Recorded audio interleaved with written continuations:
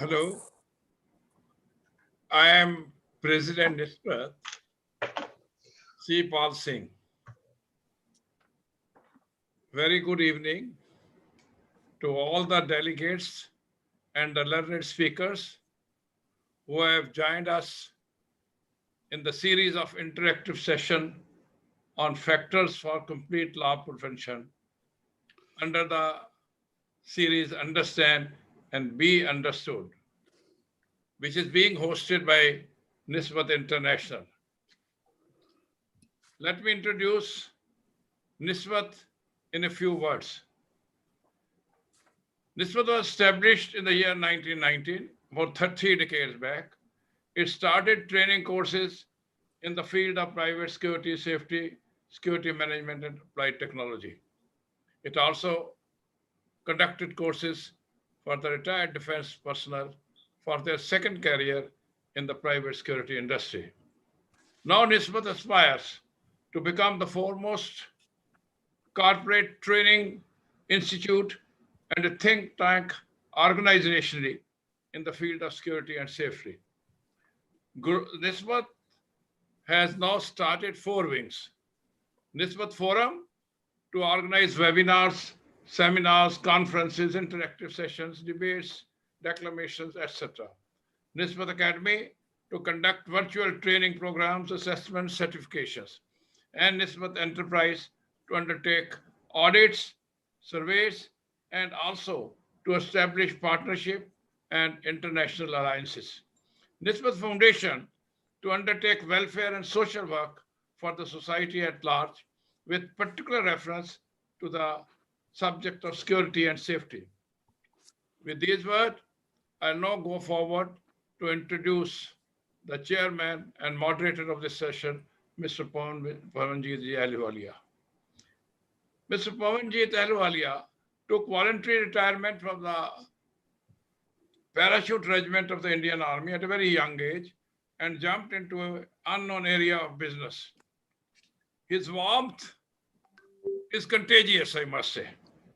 He is able to bring out the best in other people, like his associates and employees. I would say he almost has an internal sense to find out a silver lining in a situation. Person of impeccable manner and style. He has courage of conviction, a thoughtful and inspiring leader. He has created a business group under the name of Ahluwalia Holding Company, which has offices at multiple locations in India and abroad. With his continuous hard work, risk-taking abilities, and at times learning from pitfalls, etc., he has grown, evolved, and achieved a position of prominence in the international business world. A past president and former chairman of Council of International Investigators, USA, he is an awardee of Malcolm Thompson Award and Kotelia Award by the Council of International Investigation. Mr. Pavanjit Ahluwalia shall moderate this session. Let me introduce a few words, the subject itself, that is factors for complete loss prevention. Now, the loss prevention encompasses the whole gamut of services from point A to Z in any organization. Normally, the points of working out loss prevention strategy in any units will include a first good risk analysis exercise to find out, identify the lacuna in the organization or in the security policy. Then it also needs to have cooperation from the members of the security staff as well as non-security staff who are involved in various processes. Then it has to have training essential for those working at various levels. The trainer himself should have adequate understanding of the aim of the organization. Particularly in the end, the packaging and the taking out of finished products have to be kept an eye on. Survey of the area adjacent to the location of the unit, that is external grounds, need of clear area, bordering the perimeter wall or fence or any other elements which are going to be nuisance for the organization. This has to be identified. Factors like access control, intruder alarm system, CCTV monitoring, and also an engagement of vendors particularly has to be given proper importance. The planning background investigation of the employees is essential. Now, coming to the retail sector, probably our speaker will delve at length on this. The retail sector, on which the speaker is probably going to focus more, is a very important sector. All risks should be identified and analyzed in the retail sector, not isolated, but as a whole. Every person associated with the retail sector, loss prevention organization or loss prevention audit or loss prevention analysis, should be aware with the general and traditional areas of risk, including fire and electrical safety.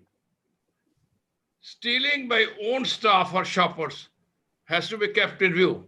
Vulnerable areas like backdoors, deliveries, stock controls, pricing, purchases by staff, relatives, shoplifting, etc., has to be kept in view. I will like to conclude with one line, that money spent on the security and loss prevention audit should be regarded as an investment and not a cost to the organization.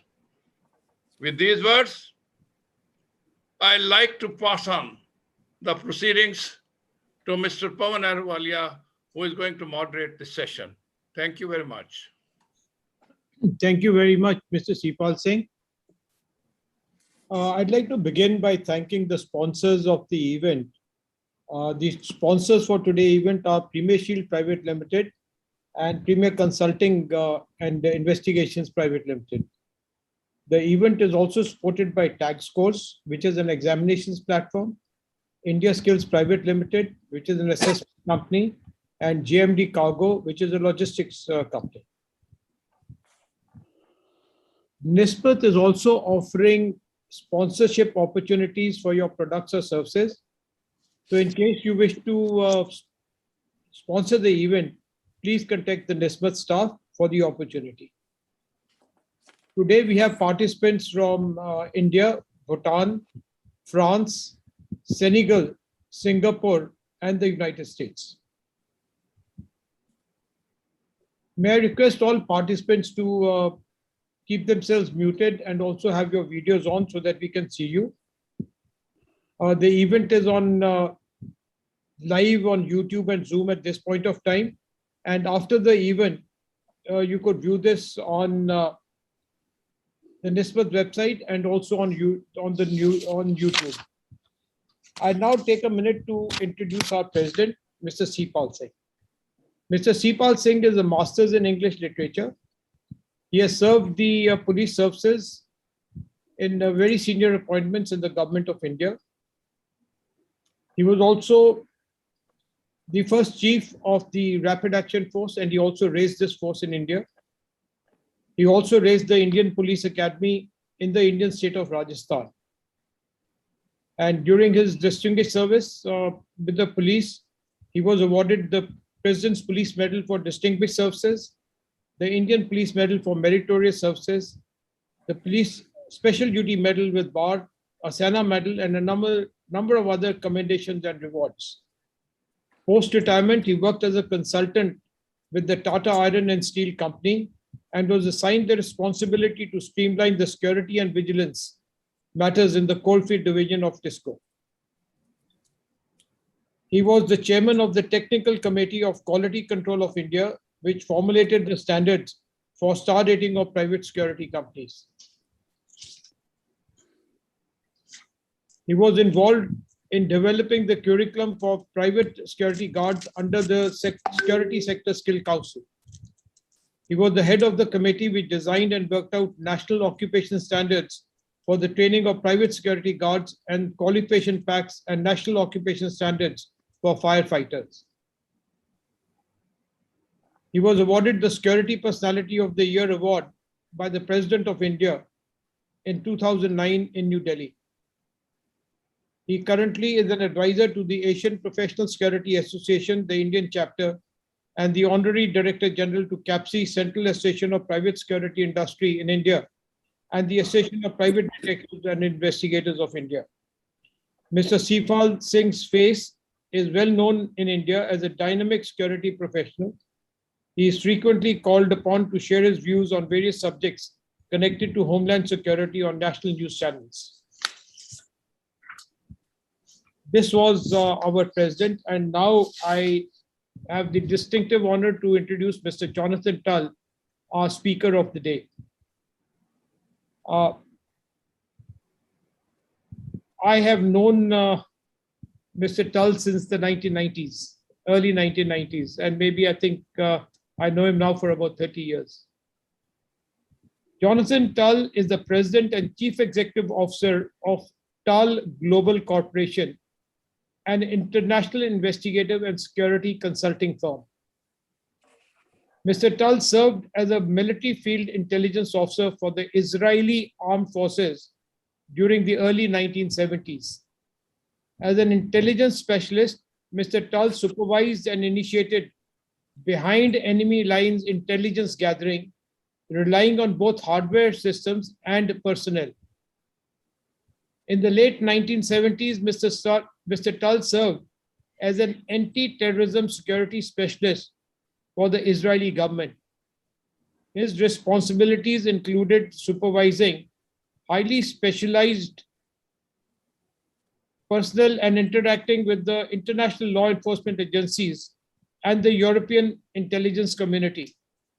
This involved the protection of El Al, the Israeli airline passengers, planes, staff, and property in the Greater London area, including the 4 airports then used by El Al: Heathrow, Gatwick, Stansted, and Loughton. During this period, Mr. Tull conducted investigations and preventive operations designed to decrease the possibility of terrorist attacks on Israeli installations and personnel. In 1985, Mr. Tull founded his first agency, which quickly became the largest investigative agency in the Silicon Valley. In 1998, Mr. Tull founded Tull Global, an international security consultancy with a unique service concept based on creating high-value strategic alliances. In recent years, Mr. Tull has been involved with investigating and securing intellectual property, working for corporate and government clients. Mr. Tull is a licensed investigator, certified private investigator, and holds a Bachelor of Sciences degree. He served as the President of the World Association of Detectives in the year 2000-2001. Mr. Tull is an accomplished and dynamic public speaker and lecturer. He is frequently interviewed for television, radio, and newspapers on issues of terrorism and homeland security. I call upon Mr. Tull to speak to us on loss prevention, practice for complete loss prevention. Thank you very much. Thank you, Pawan, and good evening to everyone in your part of the world. I'm speaking to you from California, where it's about 5:30 in the morning. So for those of you in Europe, good day. If there's anyone from Australia, I'll say it again, good day. And I'm happy to be here. Pawan, you're right. I think we met back in the mid-90s in Goa at one of the conferences, and it's been a pleasure to knowing you ever since. I want to thank Nismat, Sipal Singh, and yourself for inviting me to this august forum. I'm very happy to speak here, and I hope to share some of the information that, as you've pointed out, it took me years and years, decades to accumulate, and really wisdom and experience are only good when shared. So let's try and do that. I understand there are people here in this forum who mostly are in business, whether business owners, executives, managers, students, people who are interested in commerce and in business. Business is a funny thing. You exist in order to create profit. If you don't create profit, you do not exist. And as our august President Sipal Singh said in the beginning, loss is a scourge, and investing in loss prevention is really a strategic investment that is necessary and critical. And I want to talk about that in some detail. I have limited amount of time today, so I chose to cover just one area of business, and that is the retail sector. The retail sector spans from department stores like Bloomingdale's and Macy's and Neiman Marcus to the corner spice shop or the coffee shop, or any business that is run and entertains customers and has employee or employee, one or more, fits into this category. So this is a huge swath of industry and business in the world today. But what's more important, retail loss prevention does project on other businesses. So if you run a semiconductor factory, or if you have a large software company, the same principles apply. So by focusing on the retail, I think I'll be able to give some specific examples that would help even those who are not specifically involved in retail. So let's jump into this. Excuse me. What are the components? The components are people, and that's first and foremost the most important. I'll talk about people. Then the merchandise or the product that's being sold by the retail. The property, the actual store or location. There's cash and credit being exchanged. And one thing that's very easy to forget and not think about is the brand, the reputation, the kind of trust and desirability that businesses invest today, millions and billions of dollars and lakhs and millions of rupees and all currencies in order to build the trust and to be liked by their customers. And if that damages, there's a loss. And that loss can be quantified, and that loss is important. So again, we have people, we have the merchandise, the actual products, we have the property where the business is being operated, we have cash or credit that are exchanging hands, and then the brand, the reputation. So let's talk about how do you start creating loss control. Because if you don't control the loss, your profit is being eroded. And if your profit is being eroded enough, you don't have a business. It's that important. It is critical to running a business, is to control your loss, to have ways to mitigate the loss, and to strategically combat it. So it starts with training and awareness. And Mr. Sipal Singh mentioned that. Employees at all levels need to understand why and how controlling the loss, both internally and externally, and I'll elaborate, impacts their business. If they're trained properly, all employees really become an extension of the loss prevention strategy and the loss prevention operation. It doesn't take a 40-hour course for an employee to understand what to do when the shoplifter comes into the store. It's a few hours of training. It is good management, which is key to any business, and training and awareness ongoing by the loss prevention folks, whether it's one or more, is extremely important. Let's start with external theft. When I say external theft, I mean shoplifters, people coming from the outside. This is very prevalent today, post or during the pandemic. People are feeling the hardship. People are coming into the stores where the goods are, the goods that they want, the goods that they can sell. The resources are there, as Jesse James said, that when asked why you rob banks, because the money is there.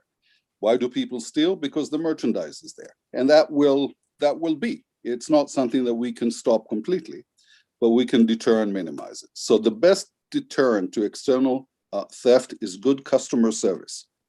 You ask yourself, what's customer service has to do with deterring theft? Well, when you have employees that see every person that comes into the store, that go out and greet that person, that follow him and ask for his needs and how to best satisfy him. That is good customer service that also allows for observation, for monitoring, and for proactive steps taken when there is an indication that that person may be interested in theft rather than in shopping. Organized retail crime is a huge issue. Okay, this is not, we're not just talking about the old person hungry going to a store to steal a loaf of bread. There are organizations, crime syndicates that are involved in jewelry, in high value items, in clothing. Variety of items are being stolen and resold via other channels. Recognizing the patterns and training your associates, the people that are on the floor, is key in preventing and mitigating loss through external theft. Let's talk a little bit about technology. You know, many of you are in India. You are fast becoming the technology center of the world, and a lot of the technology is being made right there in your backyard. Electronic article surveillance. Those are the tags that are connected to an article, clothing or a high value piece. I had great success in ink tags. Ink tags are those that when you try and tamper with them, they will squirt ink and therefore render the item, particularly the clothing article, useless. And you know, when a thief comes in and he steals a clothing item and he tries to tamper with a tag, and an ink squirts all over the article, he's not going to go to the same store again and pick up a article that's protected with a tag.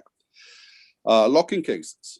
You know, in the United States, for example, today, high value items, even things like razor blades, are not open for large quantity pickup from a cabinet. You need to have a locked cabinet. You need to have a store associate come and open it for you.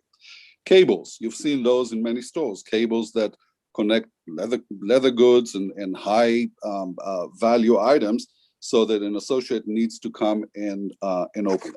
So those are some of the basic technologies that are being used to prevent external theft. There are other technology. There are spider wraps. There are liquor bottle caps that are protective. There's all kinds of technologies that are being implemented. One last one I'd like to mention is the RFID tags. It's a radio frequency identification. And when an item that has that connected, and those can be very, very small, they're miniaturized, and when that RFID tag is leaving the store, there will be an alarm. And when there'll be an alarm, a loss prevention agent can intervene and with a good customer service, ask the customer, have you mistakenly walked out and forgot to pay? Let's walk inside and take care of that. Internal theft. Internal theft is much more insidious. Internal theft is when your employees who are in a position of trust and access and codes, and you know, we can talk about we will talk about the cash register, etc. But you know, internal theft is typically larger and harder to detect. So in our experience, going back to the 80s, we've had clients such, you know, high-end clients such as Macy's and Ross and Bloomingdale's and Neiman Marcus and Saks Fifth Avenue. And they were losing tremendous amount of jewelry and high value items to internal theft. And how do you go about that? I mean, you have cameras in the store, but the employees know where the cameras is. The cameras are placed. You have loss prevention agents, but the employees, they do know who those are. So what we ended up doing and deploying very, very heavily was undercover agents. We would put in in one case that I remember at a particularly fancy department store, they were having tremendous amount of jewelry loss. We put in a young lady who was a sales associate. She was working as a sales associate, but trained as an investigator in the jewelry department. She became one of the employees, and she worked there.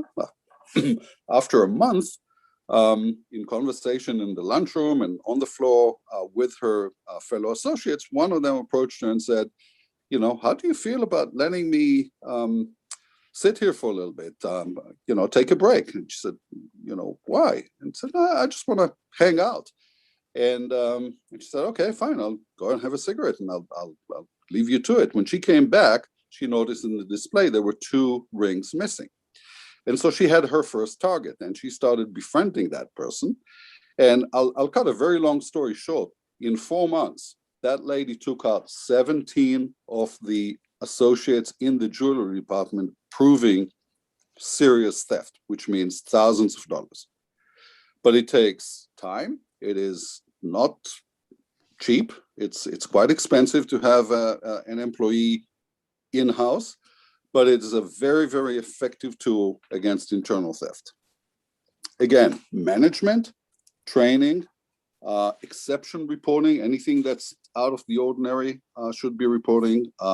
Having a confidential employee hotline for people to say, you know, I saw Jim putting in something into his pocket, and having that be confidential, that's very helpful. And a reward program.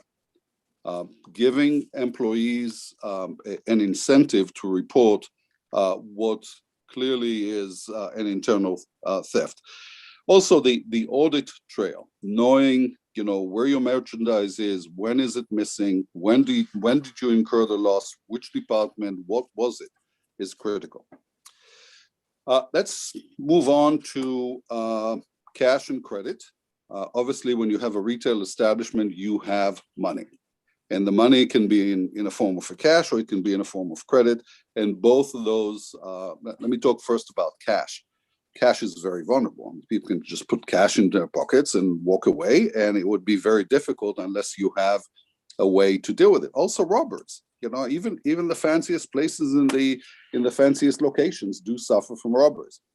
So one of the things that we recommend is to have drop boxes for cash. So when cash is being received, it is not going into a till. It is large amounts of cash are going into a box that's not retrievable. I mean, completely not retrievable. So if a robber comes in, the only money they can take and the only money an associate can give them is whatever is in the till, which is pennies. You know, it's just change in order to break $100 note. Safes, you know, have safes for the registers that are smart safes. Some of them can be connected to the internet to report attempts of tampering, and can be used in a case where you have you know, high cash situation. Counterfeit money detectors. There is technology that helps detect when you get counterfeit money. And obviously the daily reporting of cash shortages and the ability to flag transaction to supervisors even as they happen. In some stores, there are duress buttons, so that not just for a robbery, but if a suspect comes in and there's a suspect money, or the transaction looks to be, you know, maybe something that was returned, associates can call additional help, whether it's loss prevention or management. Supply chain. Supply chain is an issue. Supply chain, when a whole trucks, and we had a case, and it wasn't in retail, but disk drives. Disk drives are high commodity, high value item. And our client was the manufacturer of Winchester disk drives, which were used in the 90s and early 2000s as the guts, the memory of every computer. And they were making them by the hundreds of thousands, loading up to trucks and putting them on pallets and shipping them to other countries. And then they were downloading and going somewhere else. And a whole bunch of people were touching them. And there was a particular shipment that arrived, that was manufactured in Silicon Valley, Actually, no, I'm sorry. It was manufactured in Malaysia, and it went on a pallet onto an airport. There were, I believe, 10,000 drives that were contained when the shipment went out, and it arrived in Schiphol in Holland, and it was shipped to the customer. And when the shrink wrap around the pallet was undone, the inside of that pile was filled with car batteries made in Romania. Used car batteries that were pretty much equal the weight of what a disk drive full of pallet would weigh. Very sophisticated, very elaborate. We ended up spiking one of those, actually we spiked a few of those packages, pallets with transmitters. We hid a transmitter inside what looked like a disk drive packaging, and we put it on, and we sent those on, and we were able to find out where the point of loss was. We never actually found the thief, but we were able to plug up the theft by identifying where it was lost and shoring up that the security at that location. So supply chain for any materials can be vulnerable and should be looked at very carefully. I know that my time is short. I'm gonna speed up here. How much time do I have, Sipa? Do I have 5-10 more minutes? What's my time allocation? Pawan? So you're on mute. I'm on mute? Yeah, no, sir, he has time, sir. He has time. You can carry on for 10 more minutes. Speak for another 10-15 minutes. Yeah, he has time. Very good. The question and answers, not an issue at all. Very good. Thank you. So let's talk. Let's move to technology and talk about CCTV cameras. You're all familiar with them. They are everywhere, and they are a great tool to prevent losses in a retail environment. Not just in the store. And let's talk about the store first. Cameras today, camera technology is not just the lens and the ability to record. It's more importantly, it's the ability to sync and to relate the event that's being seen to an alarm, to a data bank, to a face recognition, item recognition, all of that. So back in the days when we were doing the work with the department stores, they just were installing CCTV cameras where a loss prevention person in the back room could actually track a customer walking into the door by a camera, going into the jewelry department, going into household department, going to clothing, and then coming back to jewelry, and you could focus on that customer or person, whether it's a thief or a person, throughout their visit. Nowadays, you can do a lot better than that. You can identify the face, you can identify the vehicle that's associated with it, you have cameras outside, you can correlate with a data bank, you can, National Retail Federation has some very, very powerful databases of shoplifters who are known, organized crime, etc. And CCTV is really the guts of this technology, and you can couple it with audio talk-down enablers. For example, if you have someone who's coming in with a weapon, you can actually have communication through the CCTV with that person and negotiate down, basically kind of do a hostage negotiation through that. Video analytic and pinpoint areas where you want to specifically look at, back doors, storage, back area of the store. It also can be integrated with a POS system, the cash register, and you can see if there's a serious transaction or a suspicious transaction. You can see who's responsible for that. Bring up the view on your CCTV, throw it on to your analytics and to your database, and see if in real time if that correlates to any organized crime or other nefarious activities.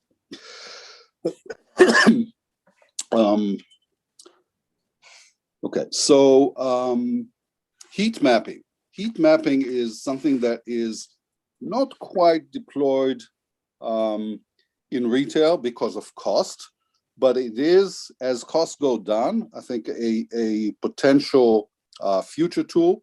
that can quickly and accurately identify suspects.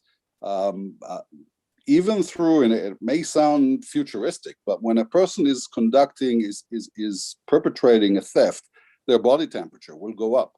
You know, even if they are fairly experienced and have done that before, their pulse will change, and you can detect it. So heat mapping and behavioral analysis through video and through sensing is a field that's up and coming, and you'll see that more as costs go down.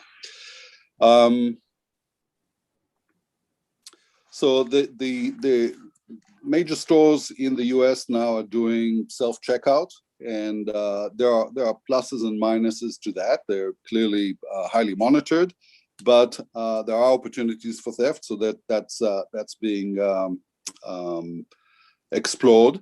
The next technology in that is a no scan. I mean, today when you do self-checkout, you need to scan the barcode, and the cash register will beep at you, and you do it yourself, and you put the items in the bag or in the trolley that you are using to shop. In the future, there will be a self-checkout that won't even use scanners. There will be, you don't need to present the barcode. It will know what's in your bag. It will know what's in your cart. It will give you a total with the itemization of the items just by reading the identification, or it won't be barcode, it will probably be RFID technology that will tell the person collecting your money what's in that cart that's leaving the store. So that's coming. Let's spend a few minutes about talking about alarm systems, access control. Those are technologies that have been around.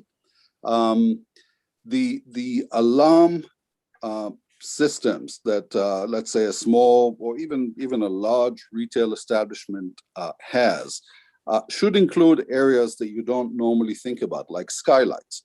You know, we've seen more theft being perpetrated from people not coming through doors or windows on the ground floor, but really climbing up a large department store roof and breaking the skylight and coming down from there, because there's no motion detector, there's no contact there, and in they go. So it's about thinking outside the box, thinking like the perpetrator, and implementing the system appropriately. Access control is important. It's a challenge in a retail, in a healthcare environment. Really, it's not like a factory where you can control every single person, because you want your customers to come in. You want them to shop. You can't have them have an ID check or a magnetic strip being used.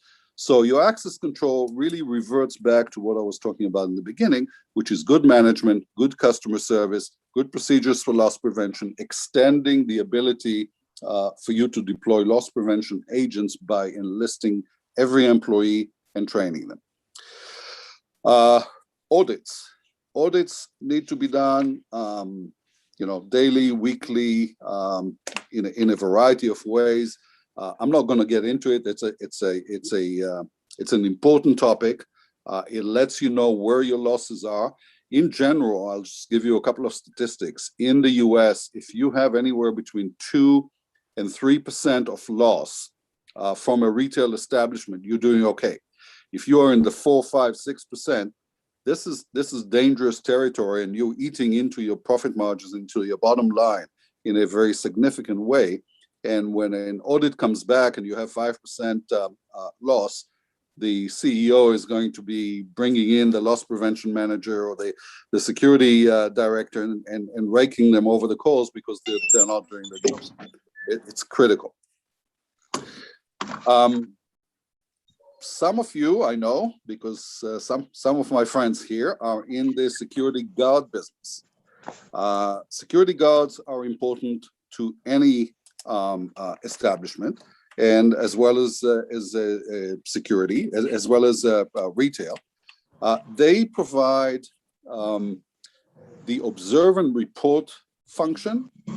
They provide deterrence, and deterrence is important.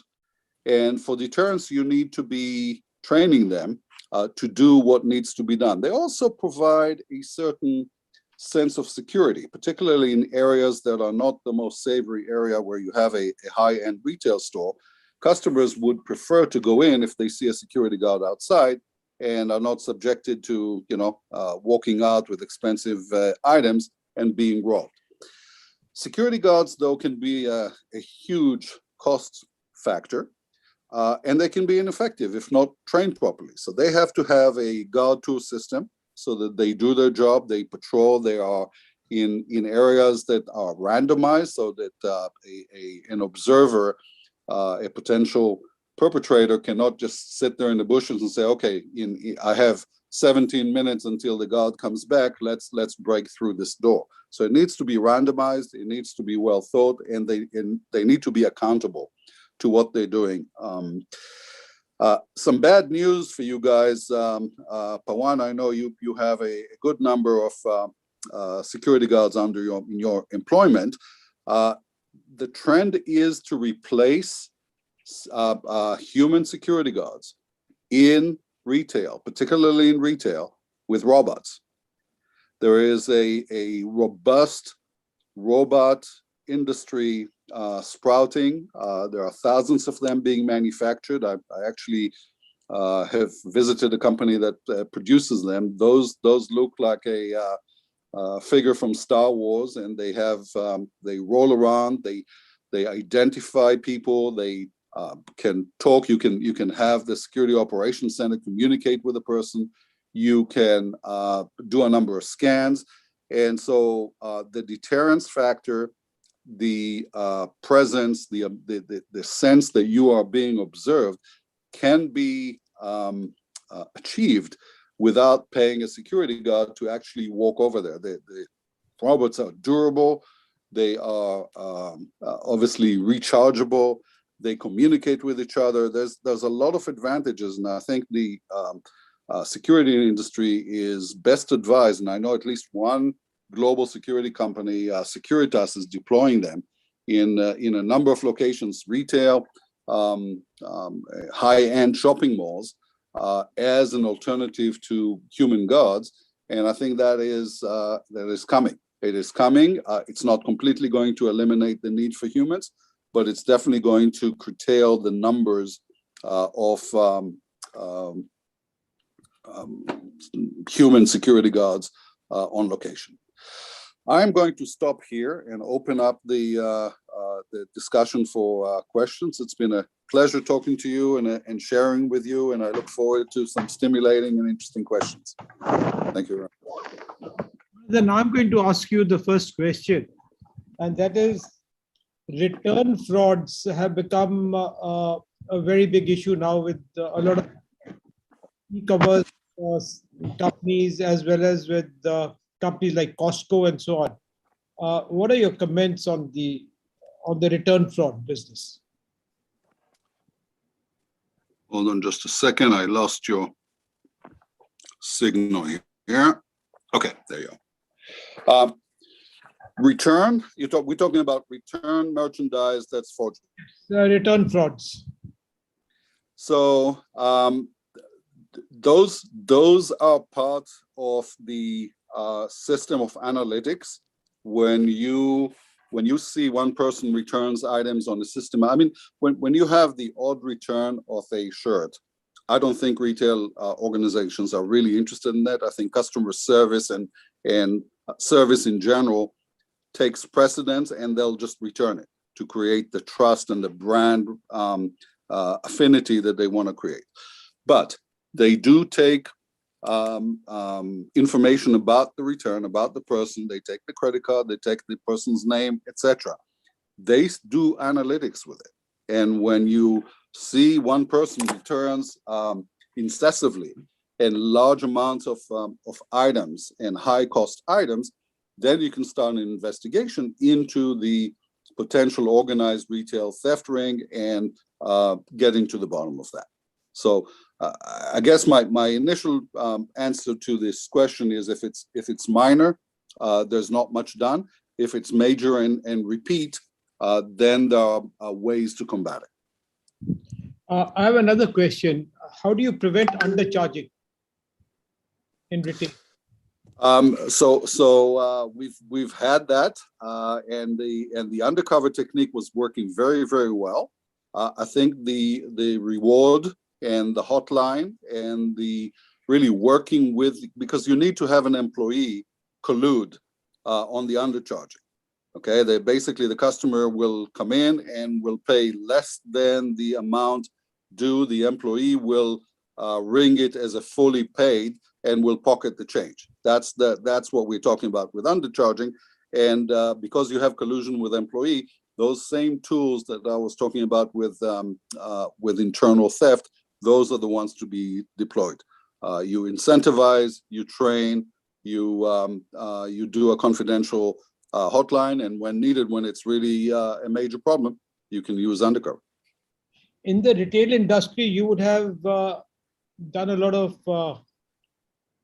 jobs where skimming from the cash register Yes. would have occurred. Can you just sort of give a case study or something that you did, and how did you prevent skimming from the cash register occurring? So the easiest thing have been, and it's been the technique that we've used many, many, many times, is to coordinate, to synchronize the cash register to a camera. And you put a covert camera in the ceiling or somewhere, you know, with today's cameras, they are really high quality and very, very sharp. You can see what's going on. Even the coins and the bills that are changing hands.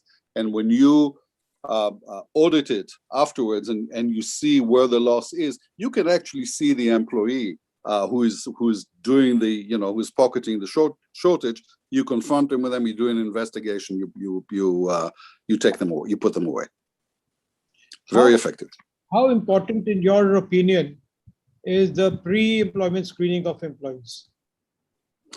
Huge, huge. I think. You know, I'll tell you a personal story about this. When I started my first business in 1985 in Silicon Valley, no one was doing pre-employment background checks. And I mean, no one. We were working with high-tech companies. IBM had a big disk drive manufacturing. They were losing significant amount of merchandise. They didn't know why. And we at that time in the 80s had an influx of immigration. There was the group of, you know, large groups of people come from obviously from South America, but also from Vietnam. And we had a ring in one of the chip manufacturers that were basically, I don't know if you remember the 386 chip of the IBM processor, which at the time was $300. I mean, you know, just a chip about this size was $300. And those were being stolen by the hundreds. Okay, I mean, people were carrying them on them. It was a big thing, and we implemented at one of our client companies a pre-employment background check, and we found that a third of the employees at that time had prior criminal records, and there were rings of crime going around in those manufacturing, those assembly locations. And we were able to eliminate. We were able to eliminate it just by implementing background checks, pre-employment on every person that walks in. To date, if you look at statistics, there are people lie on their resumes, people lie about their salaries, people lie about their backgrounds. They plug in holes in their employment history with fiction. If you don't check it, you don't know what you have, and frankly, you open yourself up to a huge liability. One last question from me. People steal because there is a motive and there's an opportunity. Correct. How do you prevent these two things? So we talked about the opportunity. Okay, I think throughout my talk here, really reducing the opportunity is something that's within our control. The motive is built into society. I mean, there are people that have more and people that have less, and those that have less that go into a place with abundance, there will be the motive, and the solution for that is more societal than it is a business solution. Although I got to tell you, there are businesses today that have an outreach to the homeless community around them. There are large food chains, supermarkets, etc., that would give the homeless population. My daughter goes to college in the city of Portland, Oregon, and Portland is unfortunately has a major homeless population issues. The supermarkets, Whole Foods, Top End, really expensive stores, when they have extra food at the end of the day, instead of throwing it out, they provide it in a central, organized way to the homeless population. So there are ways, by way of community outreach, by way of philanthropy, by way of societal change. But I think it's outside my preview. I wish I had a solution for that, but I'm afraid I don't. I want to ask Colonel John Chinatra, who's a sponsor for this event. They run a background screening company. I'd like to ask him his views on his experience with the background screening in the retail industry. Over to you, John. Unmute yourself, John.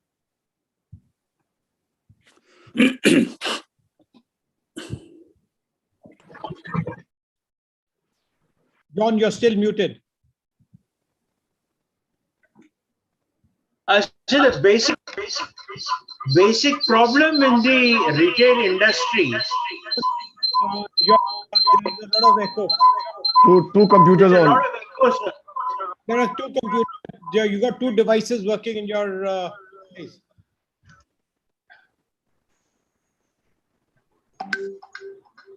Okay. When you set yourself right, I'm going to mute you now. Pradeep, Colonel Pradeep Bajaj, you have a comment to make. Kindly unmute yourself.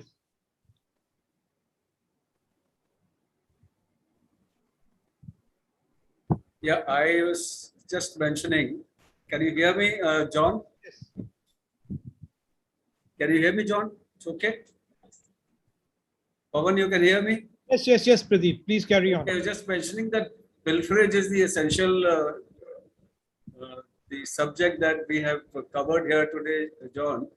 And somehow I have this observation, and through my experience, I have felt that in case we can maintain our stocks in a foolproof manner and carry on regular stock checks and the ground checks, the pilferage and loss can be prevented to a substantial extent. What would you like to say about this?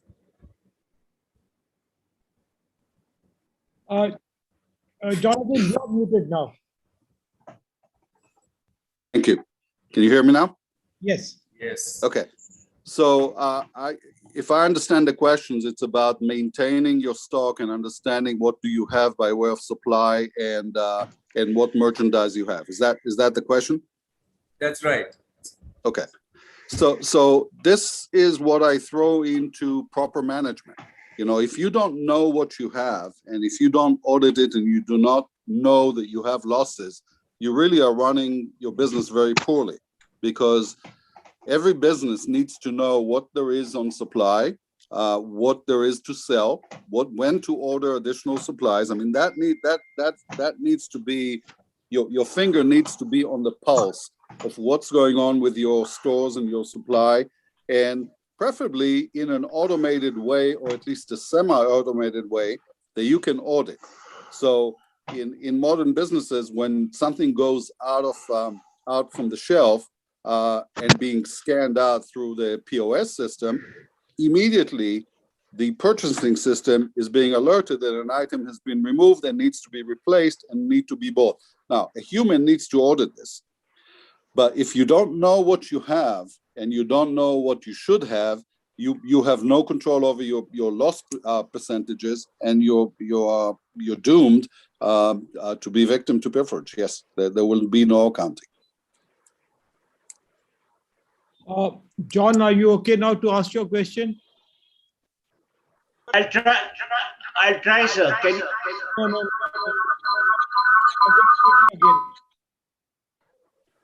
No. Jonathan, one last question before we end. And what are your suggestions for creating a good loss prevention program in a retail industry? So a good loss prevention program should begin with a person, with a champion, with someone who knows what they're doing and can propagate through the organization, through management. Needs to come from the top with a desire to make it effective, needs to come with a budget, but it needs to have that champion who knows what they're doing, perpetrating and percolating proper procedures of loss prevention. There are a lot of resources globally. National Retail Federation, ASIS. I mean, there's a lot of good information about proper standards of retail loss prevention that can be implemented. But if you don't have the champion, the internal champion who advocates good management with incorporating, first of all, the inexpensive principles and the inexpensive components of loss prevention, and then go into sophisticated technology if you need to, because you don't always need to. If you're a coffee shop, trust me, you do not need to have the FBI database on your computer system. You don't. The organized crimes are not going to come in to steal large amount of coffee. It's the pilferage from a passerby. It's the opportunity. You need to just manage your place in a way that will discourage theft, and therefore your bottom line will grow and you will be happier, your spouse will be happier, life will be better. I thank you so much, Jonathan. I think we're running out of time now, and I'd like to hand over the proceedings back to the president to conclude the session. Thank you. Thank you very much. A very, very extensive as well as elegant and eloquent approach by Tal. Doesn't need any additions from me. But I must mention that he has covered the entire gamut of activities, started from the customer's service right up to the end, where he says that there's manpower deployed has to be also checked, like a guarding unit who is deployed there. He referred to organized crime also, and he referred to the technological development and how they can be used to prevent losses. He very finely narrated some of the incident and case histories to elaborate his point. After listening to him at length, I still am of the view that the total loss prevention is perhaps only a concept. The loss will be there somehow or the other, but total loss prevention seems to be only a concept and may not be practical to be achieved. Yet, the yet is very important. Factors projected by the speaker in his deliberations provide a pragmatic, I would say, and a very modular approach to loss prevention strategy and policy to be adopted. We are thankful to him for having shared his thoughts and his experiences with all of us. And I'm sure that many of his points would have impact on the loss prevention audits by the units, some of the representatives or units who are attending this particular session. One point which I like to emphasize, Pawan asked us that what is the way out, and as to have maximum loss prevention. Though Tal referred to this, but I like to give one point. The most important factor is for any business organization to have he referred to intelligence. He referred to the intelligence. The most important factor for any business group is to have some intelligence unit who should be able to keep an eye and inform the organization. And subsequent to that, the audits which are conducted from time to time by the unit can go a long way in loss prevention. With these words, I thank the speaker and thank the delegate and thank the chairman for this very, very interesting and very interesting interactive section. The next webinar is on the subject of impact of 5G in daily life. That is scheduled on 8th of October at 6 p.m. And the impact of 5G in daily life, you can understand, would involve also not the impact on the utility of the 5G, but also certain factors concerned with environment. And with these words, I again request the delegates to please note down date and join us at this international webinar. Thank you very much, everyone. Jonathan, thank you so much for getting up early in the morning today. My pleasure, my friend. I will get up anytime for you. Thank you so much. Take care. All right, Thank you, sir. Thank you very much. Wonderful. Thank you. Thank you so much, sir.